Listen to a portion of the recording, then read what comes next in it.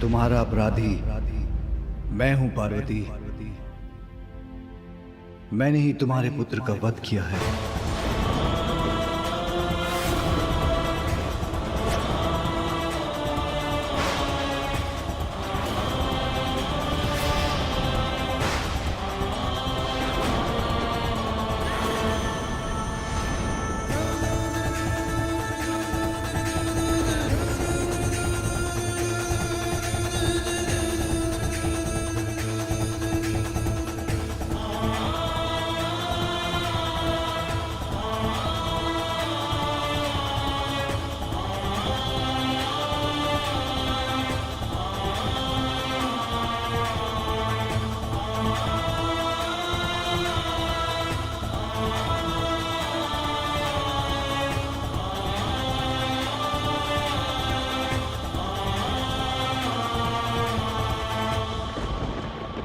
तुम्हारा अपराधी मैं हूं पार्वती।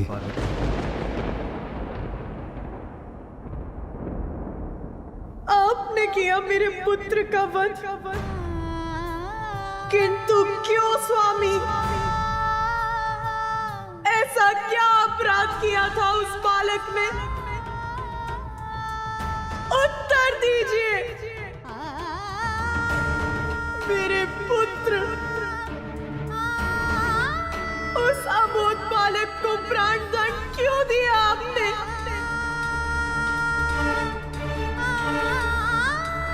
मैंने कुछ पूछा है आपसे, उत्तर दीजिए। मां का हृदय पुत्र की मृत्यु का कारण समझाने पर भी कहां समझ सकेगा मां। और तुमसे क्या कहूं, दुखद सत्य तो यह है कि इसके शीश को इसके धड़ से विलककर इसके प्राण हरने वाला मेरा ही त्रिशूल था। वो बालक जिसका जन्म अभी ही हुआ था, जिसने संसार को जाना तक नहीं था, उसका इतना भयंकर अंत हुआ। मेरे ही स्वामी के इस तीक्ष्ण त्रिशूल से इतना कष्ट हुआ होगा उसे, उसका प्राणांत हो गया। क्यों क्यों हुआ ऐसा? जो मेरे ही हृदय का स्वरूप था, मेरी ही कल्पना से जन्मा था, जो मेरी ही आज्ञा का पालन कर रहा था, उसके किस दोष के लिए ऐसा भीषण दंड दिया आपने उसे? उसके शीश को कैसे विलग किया आपने?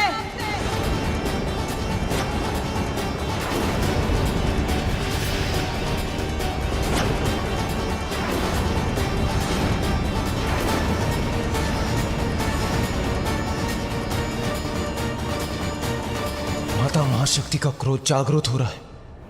माता कुपित हो कदाचित हमें भयंकर दंड देंगी।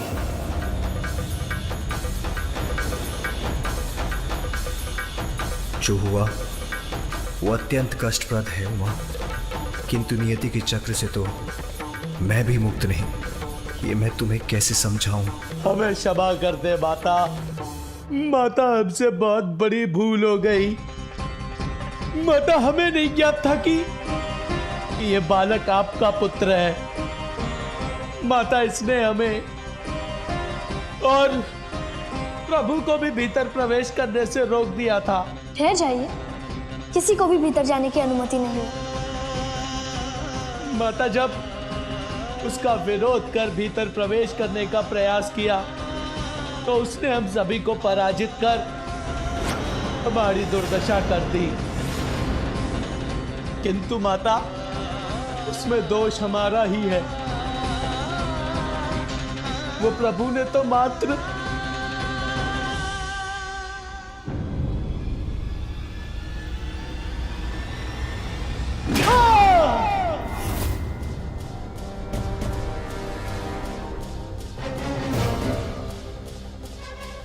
ऐसा रोष जागृत हुआ है माता महाशक्ति का कि उन्होंने नंदी को आकाश के अनंत विस्तार में भेज दिया।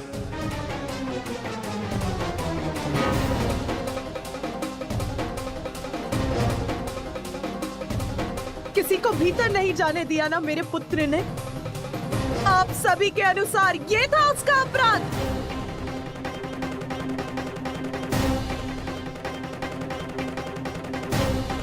माता के आदेश का पालन करना आपकी दृष्टि में अपराध कब से हो गया देवराज?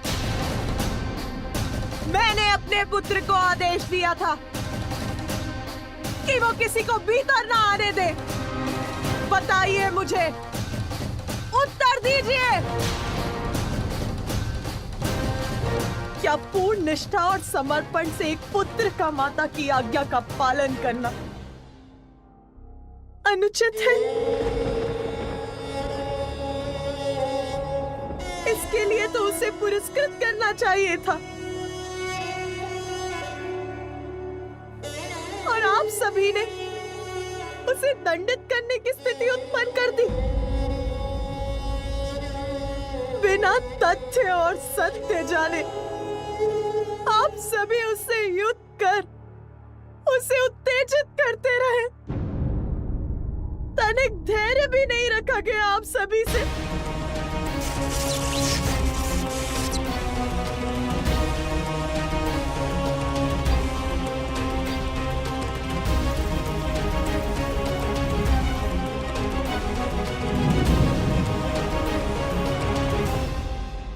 सभी देवता एक साथ होकर एक बालक पर अपना शौर्य प्रदर्शित करते रहे। मेरे पुत्र को अपने प्राण देकर अपनी माता की आज्ञा का पालन करने के लिए विवश कर दिया आप सभी ने। क्यों किया ऐसा?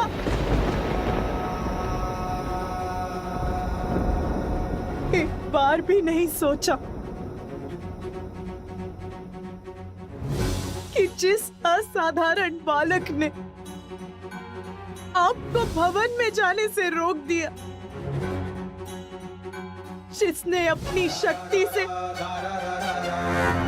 आप सभी देवताओं को परास्त कर दिया, वो कौन हो सकता है?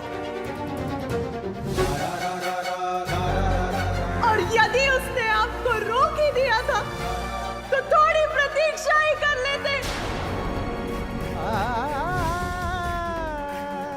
मैं अपना स्नान और अन्य कार्य कर यहाँ आने ही वाली थी, तब आप सभी से उसका परिचय करा देती। किंतु देवताओं का अहंकार ये कैसे स्वीकार करता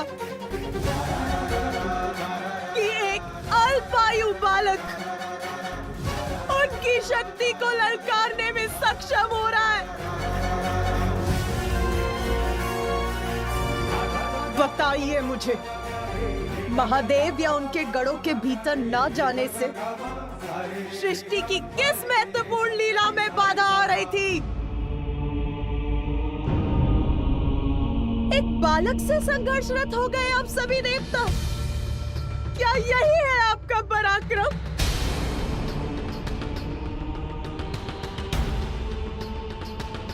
एक बालक से, मात्र एक बालक से क्या हानि पहुंचाई थी उसने किसी को?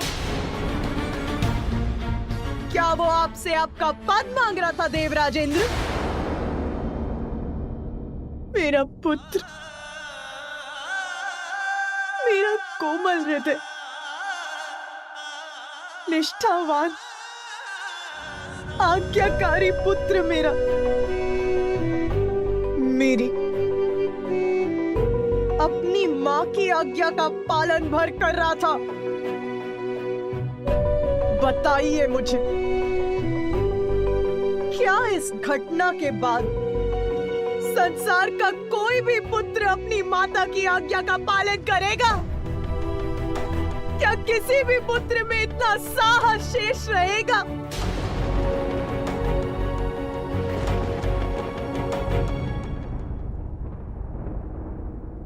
आपको ज्ञात है मैंने पुत्र प्राप्ति के लिए कितनी प्रतीक्षा की है।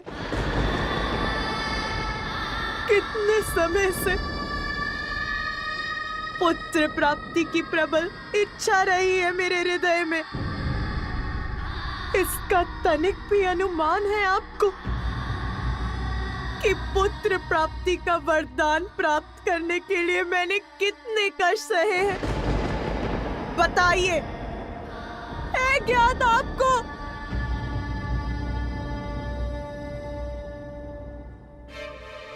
आदि शक्ति हूँ मैं, आदि शक्ति हूँ मैं, आदि शक्ति हूँ मैं। वो आदि शक्ति जो उस समय सती के रूप में भी मैं सदा आपकी ही प्रार्थना में लीन रही, अपने पिता श्री प्रजापति दक्ष के विरुद्ध गई ताकि आपके साथ हमारा विवाह हो सके। बस! सती, ये कदापि नहीं हो सकता। मैं तुम्हारा विवाह उस शिव बैरागी से कदापि नहीं होने दूंगा। अनेकों कष्ट सहे, तब कहीं जाकर ब्रह्मदेव की सहायता से हमारा विवाह हुआ। परंतु उस विवाह के बाद भी मेरे कष्ट कम नहीं हुए। पिताश्री द्वारा आपको यज्ञ में ना बुलाए जाने के पश्चात आपके सम्मान की रक्षा के लिए मुझे अपने प्राणों की आहुति तक देनी पड़ी।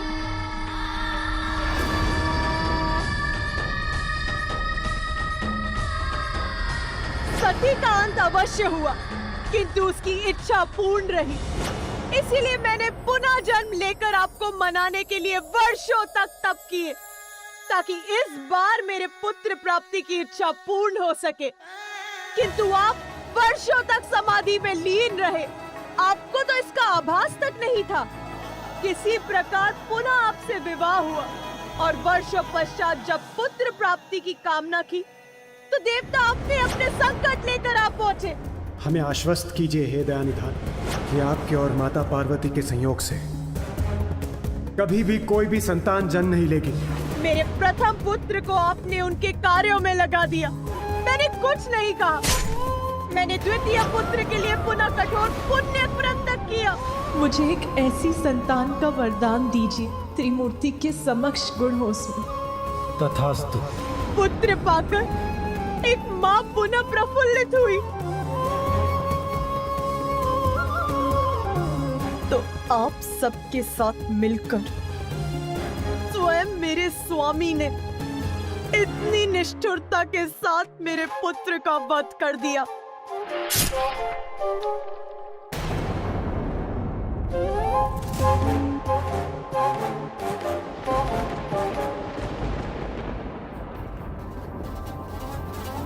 स्वामी, आपका त्रिशूल तो इसीलिए है ना कि उसका प्रयोग कर आप दुष्ट जनों से अपने भक्तों और अपनों की रक्षा कर सके, और आपने उसी से अपने पुत्र का वध कर दिया।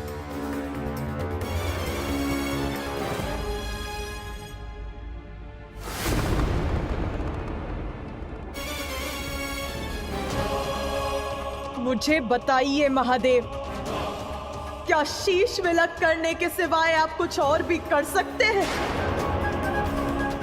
स्मरण है आपको कि सृष्टि के प्रारंभ में आपने काल भैरव का रूप धारण करके ब्रह्मदेव का ही शीश उनके धड़ से विलक कर दिया था, और फिर वीरभद्र का रूप धारण कर आपने प्रजापति दक्ष का भी शीश उनके धड़ से विलक कर दिया।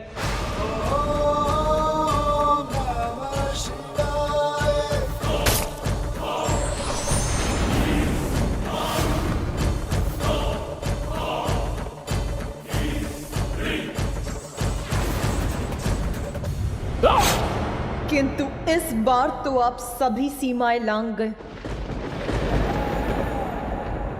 आपके जिस पुत्र को आपका स्नेह प्राप्त होना चाहिए था, आपने उसी पुत्र का शीश उसके शरीर से विलक कर दिया।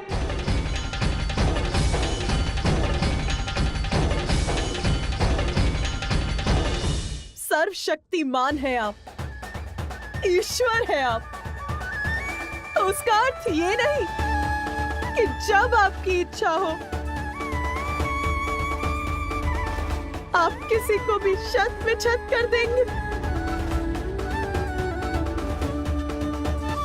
यहाँ तक कि अपने पुत्र को भी।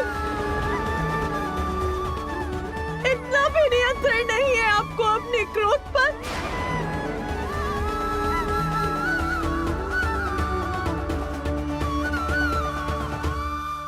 मुझे मेरा पुत्र पुनः चाहिए। आप तो ईश्वर है ना महादेव। मेरे पुत्र को पुनर्जीवित कीजिए।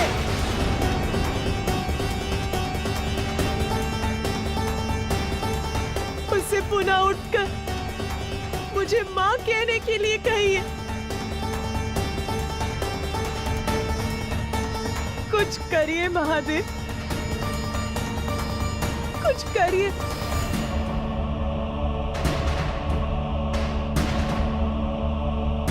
अन्यथा मैं भी अपना नियंत्रण खो दूंगी।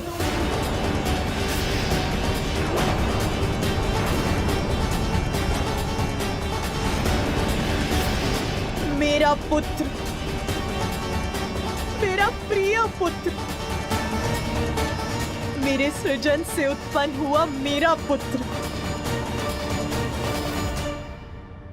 क्यों महादेव,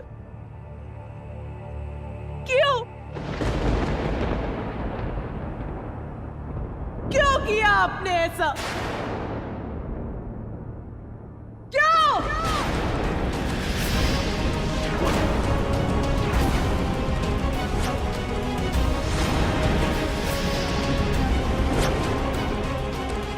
देवी पार्वती का क्रोध अपने चरम पर है, और अगर उन्होंने प्रचंड रूप धारण कर लिया तो अनर्थ हो जाएगा।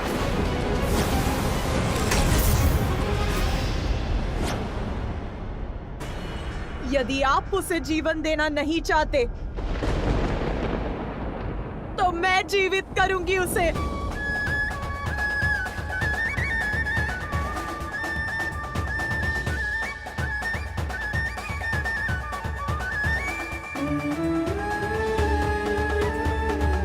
मैंने ही उसका सृजन कर उसे जीवन दिया है, तो मैं ही उसे पुनर्जीवित करूंगी।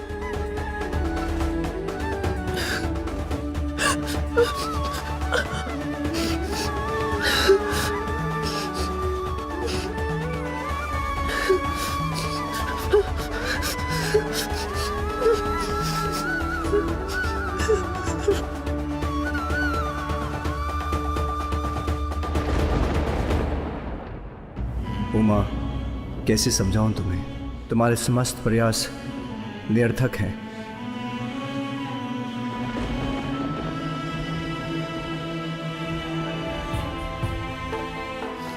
ये क्या हो रहा है?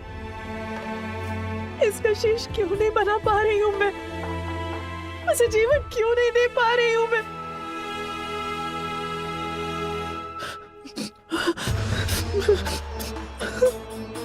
उसके शीश की भस्म को एकत्रित कर रही हूं तो वो बिखर क्यों जाती है?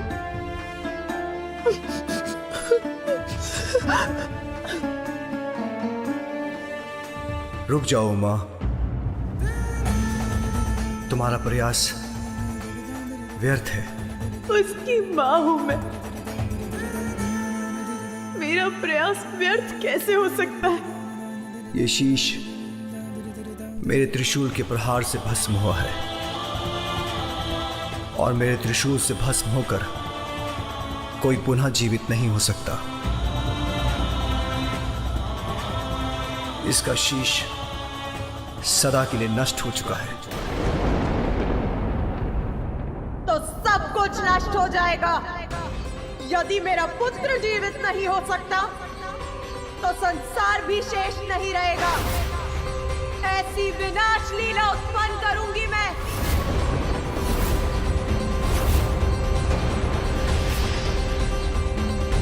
आप सभी नारी को क्या समझते हैं? भले ही कुछ भी होता रहे, आप सभी कुछ भी करते रहे और वो शांति से सब कुछ सहती रहेगी? नहीं।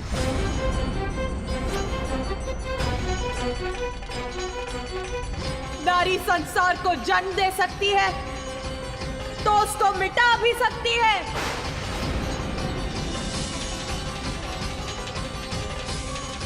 अब सर्वत्र विनाश ही विनाश होगा, कोई शेष नहीं रहेगा।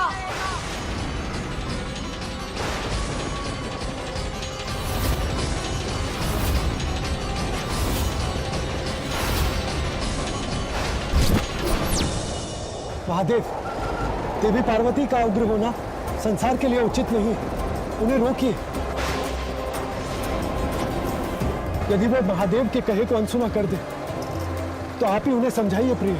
अब समझने की आवश्यकता देवताओं को है स्वामी, जिनकी दृष्टि में पार्वती पुत्र का कोई महत्व नहीं था। इस संहार लीला में मैं भी देवी पार्वती के साथ हूँ।